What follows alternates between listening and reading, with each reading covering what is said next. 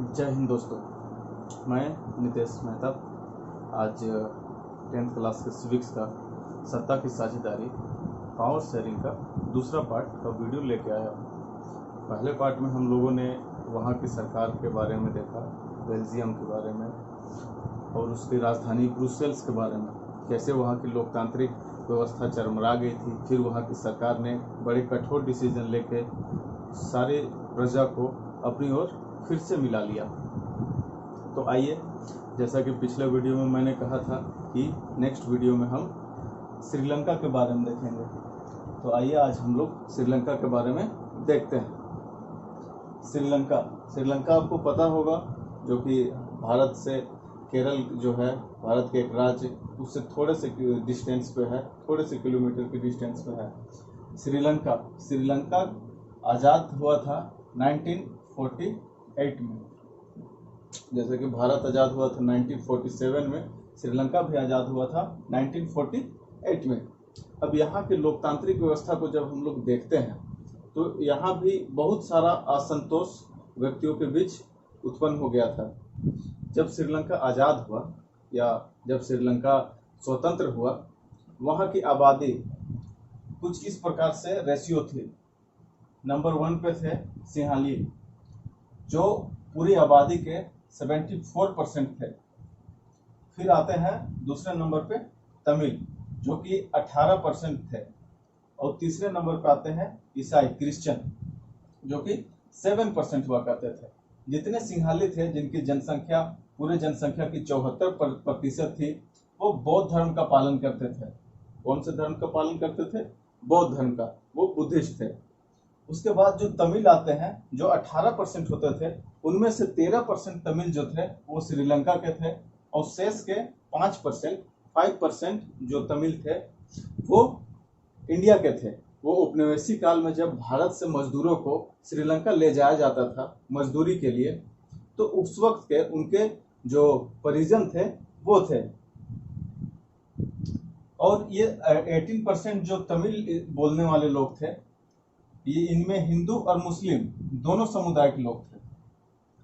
ईसाई जो थे वो मात्र 7% थे, और ये सिंहली और तमिल दोनों भाषाओं में बात करते थे। तो दोस्तों, जब श्रीलंका आज़ाद होता है और उसके बाद जब वहाँ की लोकतांत्रिक सरकार बनाने की बारी आती है, तो वहाँ के जितने सिंहली शीर्ष नेता थे वो क्या करते हैं, वो तमिल और ईसाई को अनदेखा करते हुए खुद की सरकार बनाते हैं, जिनमें सारी प्राथमिकता वो खुद की जाति को देते हैं।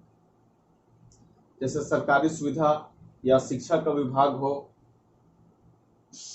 उसके बाद नेशनल लैंग्वेज, राष्ट्र भाषा, 1956 में श्रीलंका की सरकार ने वहां की श्रीलंका की राष्ट्रीय भाषा नेशनल लैंग्वेज सिंहली को बना दिया जाता है। सिंहली भाषा जो होती है वो वहां की राष्ट्रीय भाषा घोषित कर दी जाती है। और साथ ही साथ अनेक नियम कानून बनाए जाते हैं, जिनमें सिंहलियों को शिक्षा के लिए आगे रखना, उनका सांस्कृतिक बचाव करना, बौद्ध धर्म का रक्षा करना, ये सारी चीजें सम्मिलित थी। तो इन सब चीजों से कहीं ना कहीं वहां पे जो अल्पसंख्यक तमिल लोग थे, उन लोगों में एक तो द्वेष की भावना उत्पन्न हो जाती है। वो लोग सिंहलियों से नफरत करने लगते हैं। वो उन्हें भी अपना अधिकार चाहिए होता है, उन्हें भी रोजगार में समान अवसर चाहिए होता है, उन्हें भी शिक्षा के क्षेत्र में समान अवसर चाहिए होता है, वो भी अपने बच्चों को पढ़ाना चाहते हैं। तो इसी तकरार की वजह से वहां धीरे धीरे करते करते 1980 के दशक तक श्रीलंका में वहां के तमिल अनेक राजनीतिक पार्टियों का निर्माण करते हैं। और उन पार्टियों का मकसद एक ही रहता है। पहला, वो राजनीतिक पार्टियों के निर्माण से तमिल को भी राष्ट्रभाषा के रूप में स्वीकार करना चाहते हैं। वो चाहते हैं कि श्रीलंका की राष्ट्रीय भाषा में तमिल भी जुड़े। दूसरा, उनके बच्चे को भी अच्छा शिक्षा की, एजुकेशन का अवसर प्राप्त हो, और उन्हें रोजगार के भी समान अवसर प्राप्त हो। सरकारी कार्यालयों, दफ्तरों में उन्हें भी रोजगार आसानी से मिल सके, जैसे कि सिंहलियों को मिलता था। लेकिन धीरे धीरे करके इन दोनों के बीच, सिंहलियों और तमिलों के बीच, असंतोष और भी ज्यादा उत्पन्न होते गया, जिसके कारण से गृह युद्ध यानी कि सिविल वार की स्थिति श्रीलंका में हो गई। लोग बहुत ज्यादा वहां पे दंगा होने लगे, भगदड़ मचने लगा। लोग अपना देश छोड़ के अगल बगल के देशों में जाकर शरणार्थी बन के रहने लगे। वहां की आर्थिक व्यवस्था बहुत ही चरमरा गई।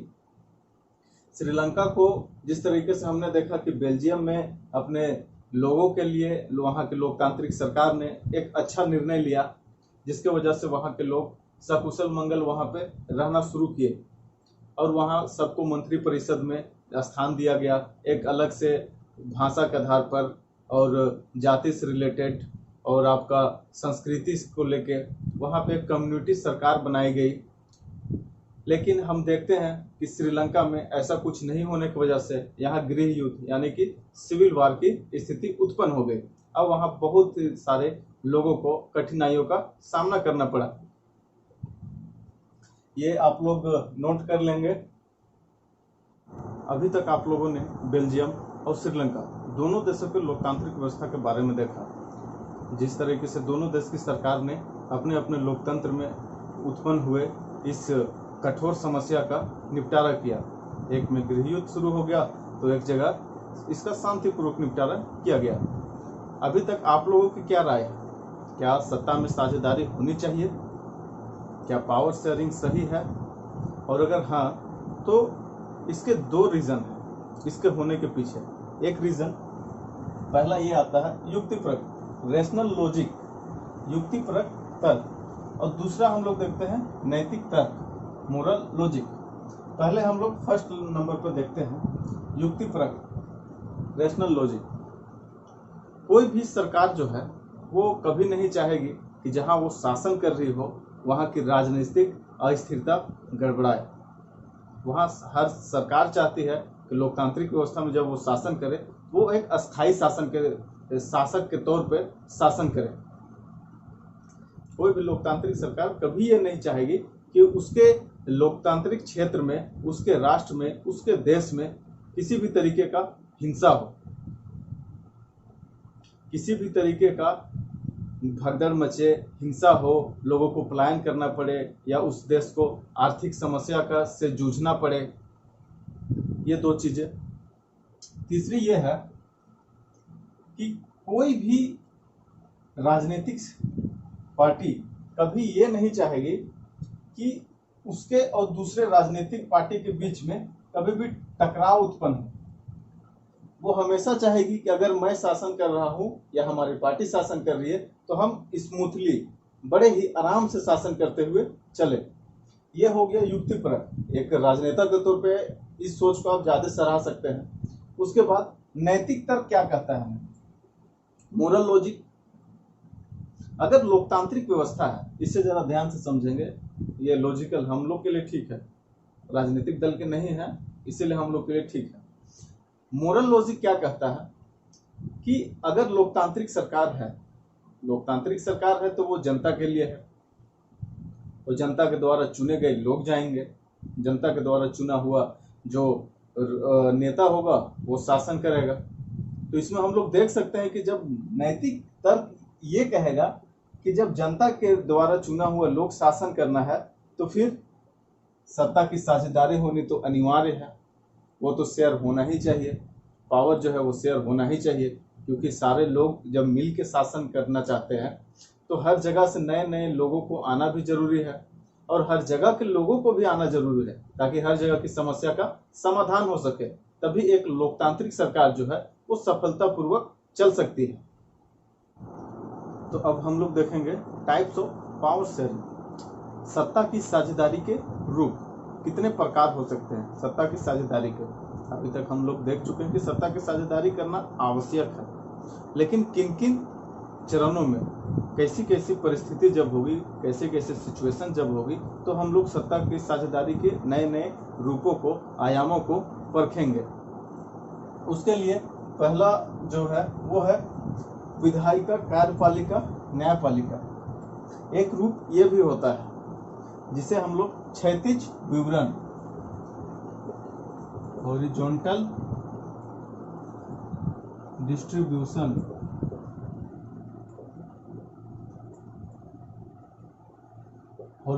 डिस्ट्रीब्यूशन, कहते हैं। इसमें क्या होता है, ये तीनों विधायिका, कार्यपालिका, न्यायपालिका, ये तीनों सरकार की एक स्तर पे काम करती है।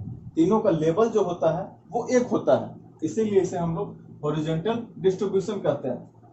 लेकिन जैसा कि हम जानते हैं, कार्यपालिका और न्यायपालिका में न्यायपालिका की नियुक्ति कौन कराता है? कार्यपालिका कराता है। कार्यपालिका ही नियुक्ति करता है न्यायपालिका की। लेकिन अगर कार्यपालिका किसी कानून का उल्लंघन करता है तो उसको दंड देने का अधिकार विधायिका के पास नहीं है, न्यायपालिका के पास है। इस चीज को थोड़ा ध्यान से देखिएगा। कार्यपालिका नियुक्ति करता है न्यायपालिका की, लेकिन अगर कार्यपालिका के द्वारा किसी कानून का उल्लंघन किया जाता है तो उसे दंड देने का अधिकार न्यायपालिका के पास होता है, जिसकी वो नियुक्ति करता है उसके पास। इसे हम लोग नियंत्रण और संतुलन की व्यवस्था भी कर सकते हैं।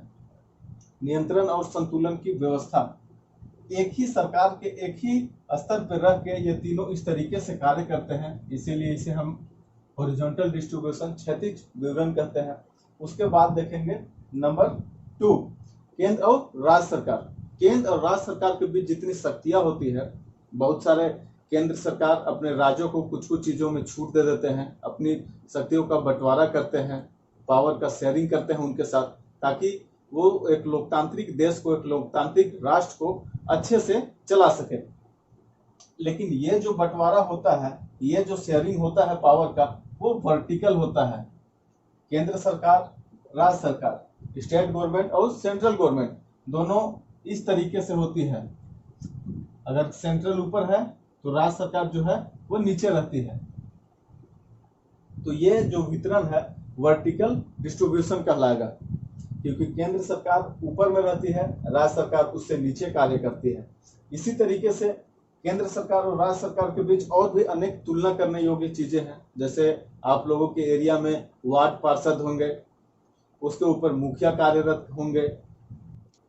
इसी तरीके से शहरों में मेयर का चुनाव होता है, उनसे ऊपर जो मेयर रहते हैं। तो इसी तरीके से शासन व्यवस्था जो है वो सीढ़ी दर सीढ़ी बढ़ते रहती है, और वैसी व्यवस्था को वर्टिकल डिस्ट्रीब्यूशन कहते हैं।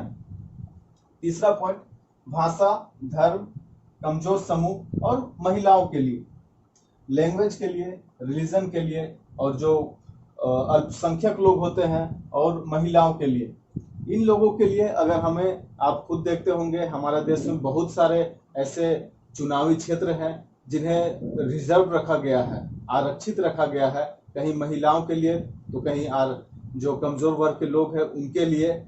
तो इस तरीके से हम एक लोकतांत्रिक देश को जो पुश करने की आवश्यकता जो होती है, एक लोकतांत्रिक देश को, जिस तरीके से आप एक लोकतांत्रिक देश को अच्छे देश की शैली में या विकासशील देशों की शैली में ला सकते हैं, तो ये सारी चीजें जो है एक लोकतांत्रिक सरकार में होनी आवश्यक है।